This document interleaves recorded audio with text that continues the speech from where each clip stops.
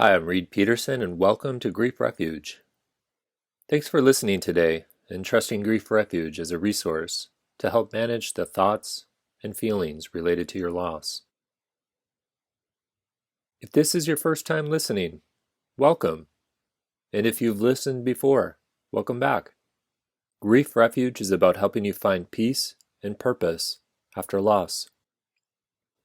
This podcast was made to help validate your grief-related thoughts and feelings. Take time to reflect and honor your self-care. Here at Grief Refuge, you will learn healthy ways to manage your grief. You will also feel comforted, hopeful, and feel a sense of peace in regards to your loss and life moving forward.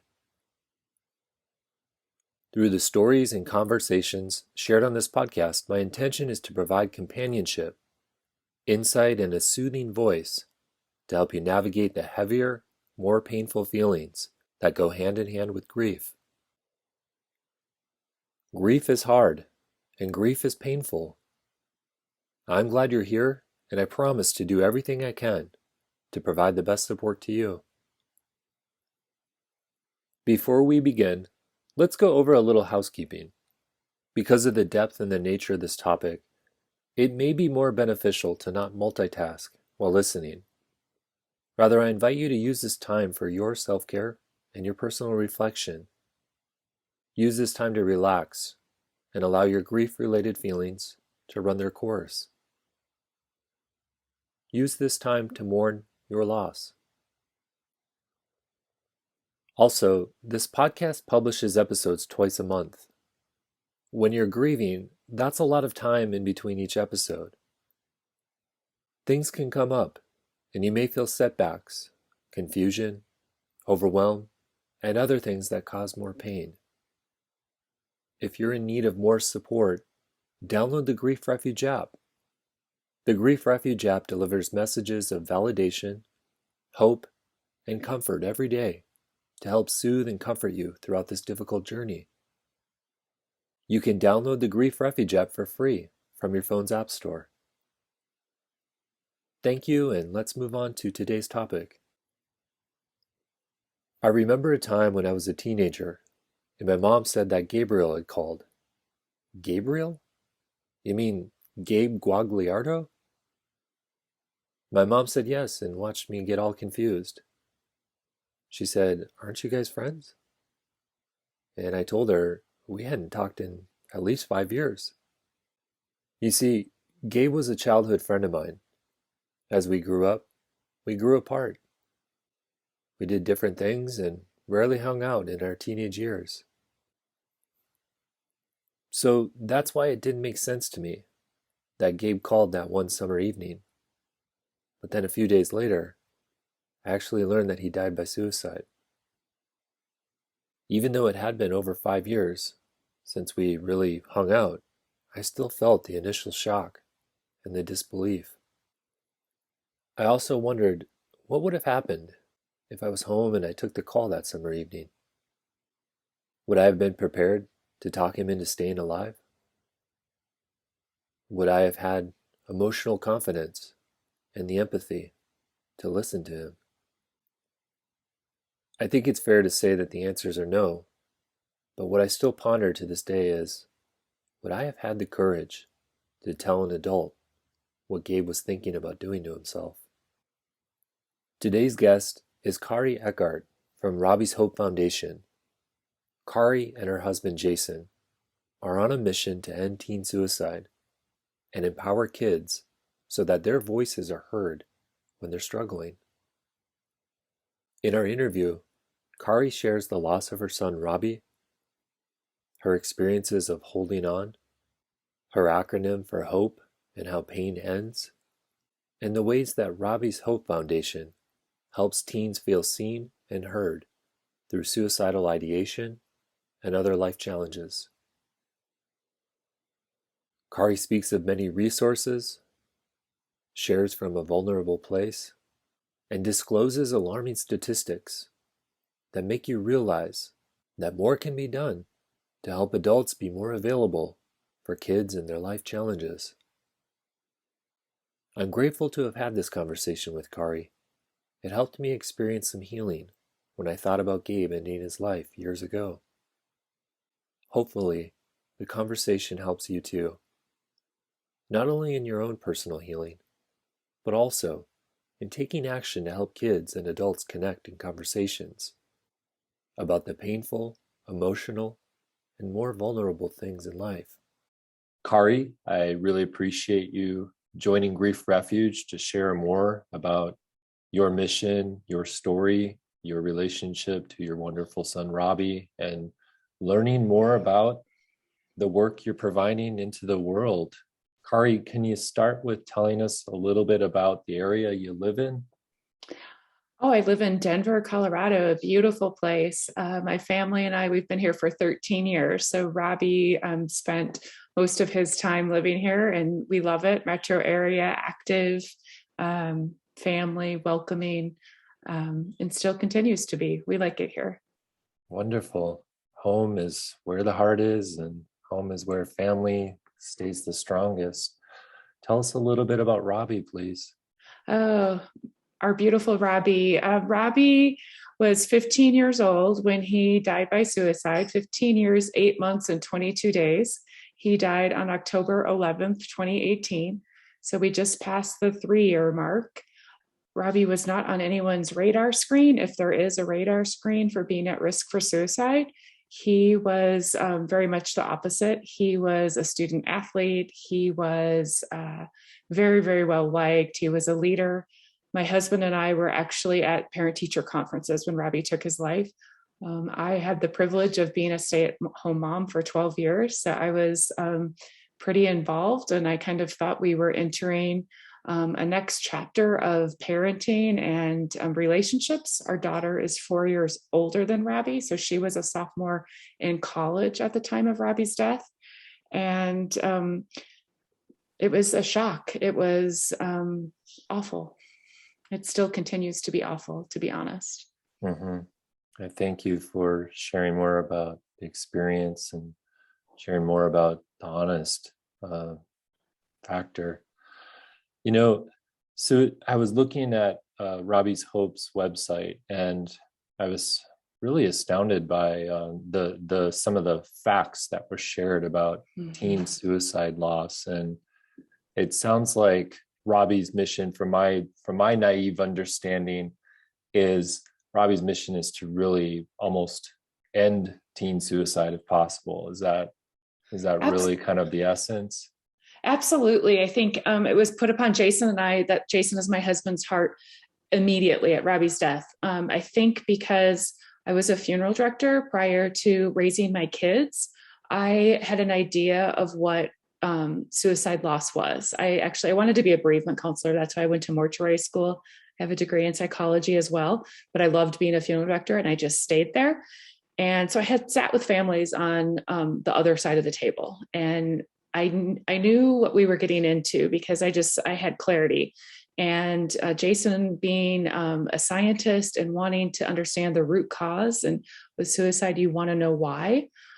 We learned a lot about suicide at the very beginning. And we learned that in the state of Colorado, it's the number one killer of teens and Robbie's age group from 12 to 24. And then this is prior to COVID, that rates had increased 54%. And in 3 years, between 2015 and 2018. And Jason and I are very engaged parents. We weren't helicopter parents, but we were engaged. We were aware. And we had no idea that we needed to be aware of teen suicide. And when we sat down with teens, because that's what we went to immediately, we went to Robbie's friends and we said, what's going on? We want to help you guys. We want to prevent parents from walking in the shoes that we walk in. We learned so much. And yes, our mission is to end teen suicide. But in the last 3 years, I think we've grown, and we want kids' voices to be heard. Our children are growing up in a very, very different time. And this is prior to the pandemic.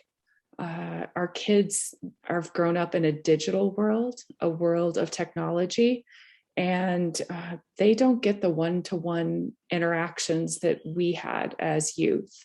And they're crying out for help. They're crying out to be heard.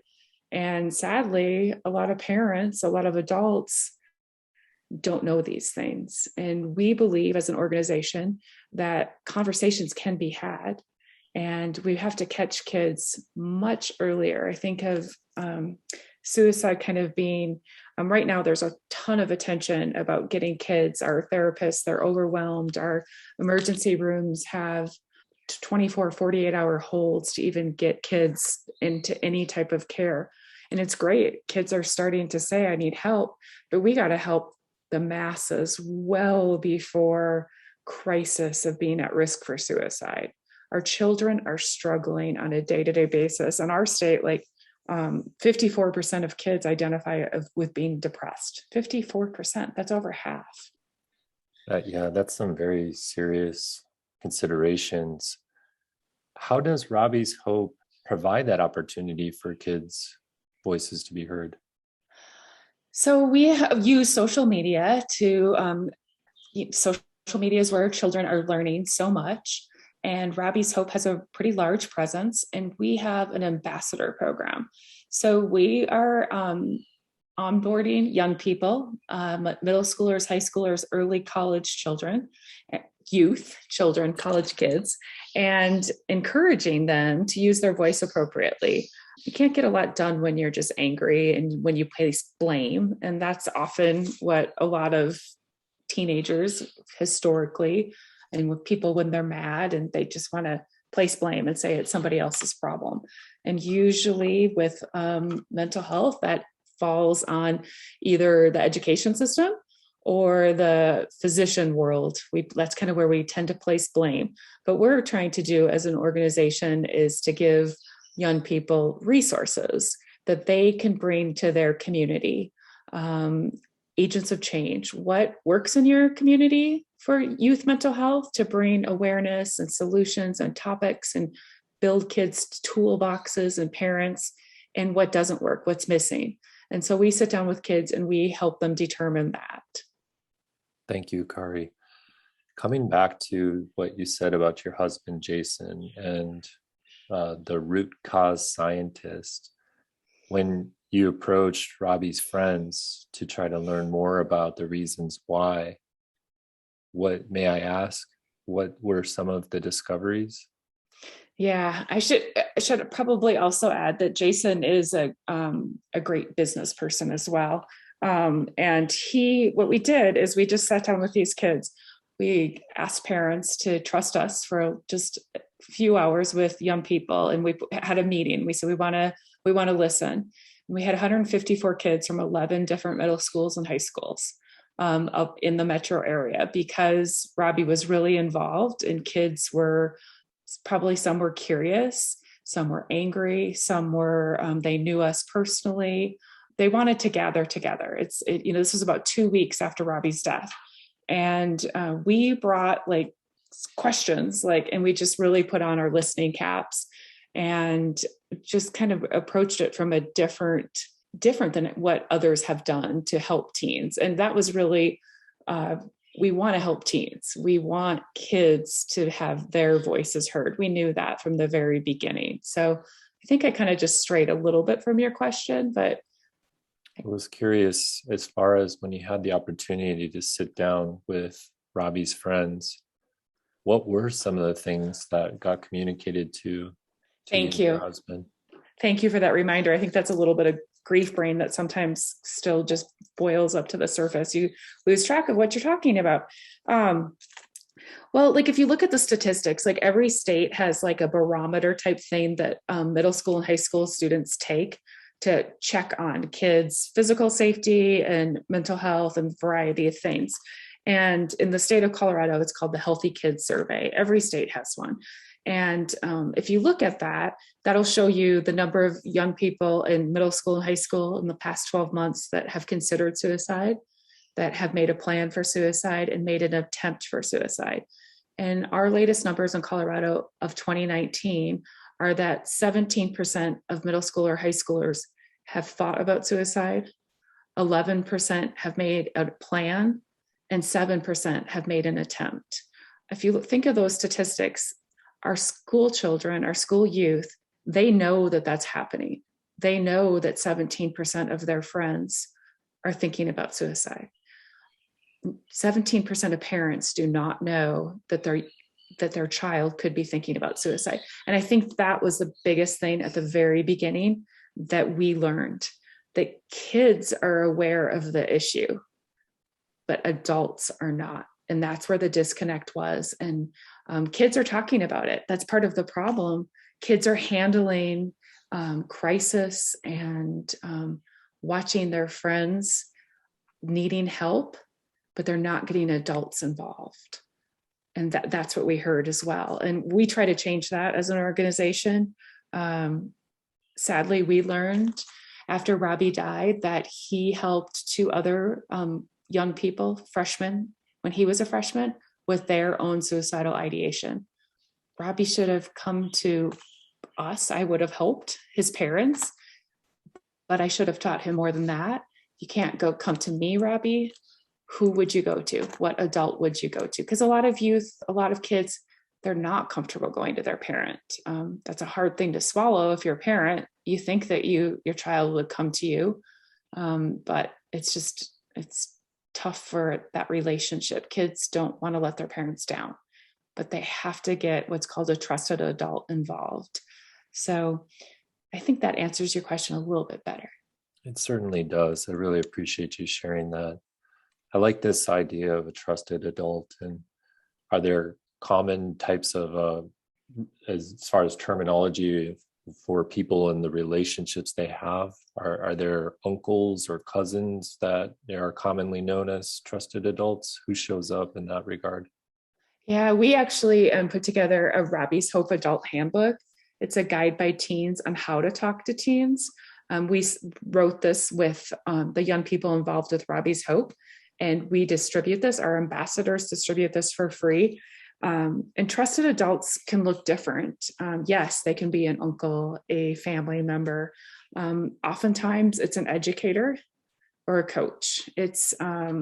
And sadly, most states in our, like I just mentioned earlier, we place the fix and the blame on our education system. But in most states, our educators don't have the training and the background to be able to assess a student for our suicide or for a mental health condition. In our schools, if they don't have the financial support. Our teen ambassadors that are involved with Robbies Hope, they bring this to their teachers, to their school counselors. In most of our states, school counselors, they're really trained just to help kids with like college application process and that next step. They're not, they don't receive training for relationships and for mental health issues. Yeah, there's a lot that can be advocated for and changed within our school systems, especially in regards to mental health and healthy mental health. Yeah. Well, in regards to Robbies Hope, I thought I saw on the website that Hope was almost like an acronym. Is that correct? It is. Can you tell us what Hope stands for in this acronym? Yeah. So we decided within hours of Robbie's death that we needed to do something. And that was back in the day when everyone did a GoFundMe. And we actually put in Robbie's obituary, because I'm a funeral director, I'm old school. We wrote a very traditional obituary and we put two things in there. And I can clearly remember Jason and I were at the kitchen table very early, and he's like, we have to name this. What are we going to name this? And we both knew that we wanted Robbie in it. And, I was looking for something short, and I just picked the word hope. I did not know what it meant. And I didn't know the significance. And then about 2 weeks later, someone let me know. And in the mental health world, hope stands for hold on, pain ends. Hold on, pain ends. And it was like, wow, did we pick the right word? I sure wish I would have talked to Robbie about the word hope. It's a beautiful thing that life experience and gives us, is that if you look back, you can be able to see what you can get through, what you would do differently. I know that now I'm going through the loss of my son. I'm a pretty tough person, and I know I can get through a lot of things. And our young people, they just don't have the life experience to be able to sometimes hold on, and we have to teach them that. It's not something we talk about freely. So Robbies Hope, hold on, pain ends. And then there's another message that we share with young people, and I think it's a little bit different than often our school system and parents share with their children. It's okay to not be okay. It's okay to not be okay. You know, it's tough parenting. It's tough being a kid. You got to be tough with your kids sometimes and not probably be their best friend of all the expectations and the things that we have to teach them. But very seldom do we give our children the opportunity to say, I'm struggling here. This feels really deep. We just don't have those types of conversations. And that's really what Robbies Hope is trying to encourage, is conversations. It's a beautiful thing. And I so appreciate the work that you and your husband are doing, and the whole foundation, because I know it's just not the two of you. There's a lot of people involved, and you can tell the two of you are movers and shakers. And so I think you get the messaging across a lot of people's platforms. Funny how we use the word platforms these days, but through the communication channels, whether it be face-to-face, somehow on social media, however, in the multiple ways we communicate these days. I guess I'm very curious with Hold On, Pain Ends, and It's Okay to Not Be Okay. Do you have a specific story that comes to mind of how these messages have impacted a certain person through the foundation, or a child that you heard a story about from some of the advocates?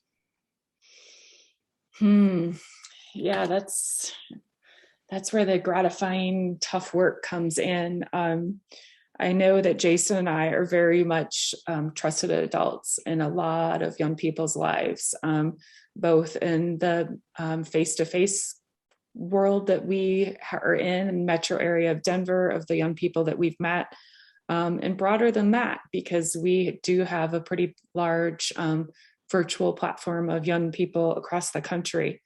And then also I sit with a lot of parents as well, and encouraging them to be vulnerable and change. So a lot of those stories are very, very personal, and they continue to happen and they continue to build. I'm grateful that we have positive outcomes. I've sat with kids and asked difficult questions. I don't know, are you familiar with QPR? Question, persuade, refer? I actually am not familiar. So like in the crisis prevention world, and like the actual trainings that educators and that parents can take, there's really two big ones in the US that people use. One is called Youth Mental Health First Aid, and the other one is called QPR, question, persuade, refer. And they're both really good programs. A lot of school systems use QPR because it's cost effective. And it really breaks the myth that if you're worried about someone, a lot of educators think you can't ask the question, are you considering suicide, because you're planting the seed. And that's very, very much a myth. You need to ask the question directly.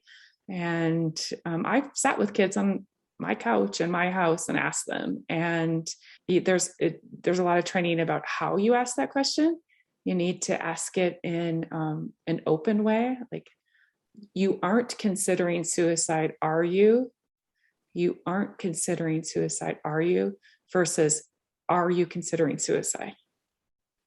Because if I say you aren't considering suicide, I'm looking for a no answer. I'm looking for someone to shut the conversation down. But if I ask directly with a yes or no, I'm showing that I'm willing to listen and I'm willing to take it further. And it's an awful question to ask, but it clears the air pretty darn fast. And your gut will tell you if the person is lying to you or not. And, most times young people, they're not considering suicide. They're just in a really, really crummy space, and they need somebody to listen to them. I always tell adults, 2 ears, 1 mouth. 2 ears, 1 mouth. Use them in that proportion. And it's such an unnatural, especially as a parent, so unnatural. You just feel like you have to give, give, give, give, give. And you're the person with all the wisdom and you need to just give it to your child. You just need to listen and help them come up with their own solution. It's not about you. It's about the person that you're sitting with. They have to have ownership to the solutions that you come up with. No one likes to be told what to do. You need to do this. You need to do that. It's a partnership. Well, this is beautiful wisdom shared. I so appreciate it. I guess in closing comments, is there anything left unsaid about Robbies Hope that you want to make sure the Grief Refuge community understands? I can think of one thing that's still hard. I think Jason and we've had to do a lot of work to be able to get to where we are. And I remember, I think because of my background at the time of Robbie's death, I remember saying to Jason that we were going to do this together and that it was going to look very different. I knew that grief is a very personal journey. And a lot of it's hard, especially with your spouse, a close loved one, when you're trying to grieve the loss of a child. But I remember Jason and I hearing a speaker at church, and they talked about vulnerability. And I remember Jason saying, that's where we failed with Robbie. We weren't vulnerable with Robbie. And I listened to Jason first, and then I just said, wait a second. You were vulnerable with Robbie. Please don't take that blame and that guilt. That's what suicide loss does. You take a lot of blame and a lot of guilt, and you want to know the whys. But I think listening to that message about vulnerability can be applied to so many relationships and create so much good. I think the reason youth trust me is because I'm vulnerable with them. And I think it's made a lot of my personal relationships better. What is there to lose? Not much. Usually there's just to gain about being honest and truthful and not shying away from it. We can get through this together. So appreciate that, Kari. Well, on behalf of Grief Refuge and everyone listening, we want to thank you for sharing so much of yourself in this conversation today. We want to thank you for sharing your heart in the work that you do and the mission that you have. I look forward to seeing Robbies Hope help prevent suicide loss and help make the world a better place. Thanks for being a part of Grief Refuge. Thanks for the opportunity, Reed. Thank you so much for listening to the full interview. I'm deeply grateful for your trust in Grief Refuge and our mission. We help the grieving find peace and purpose after loss. This is important work, and although painful at times, it is worth your time and attention to help heal your heart, mind, and soul. You can get more stories, more guidance, more insights, and more grief support on the Grief Refuge app, which I hope you download from your phone's app store now. Thank you, take care, keep honoring your grief, be kind to yourself, and talk to you soon.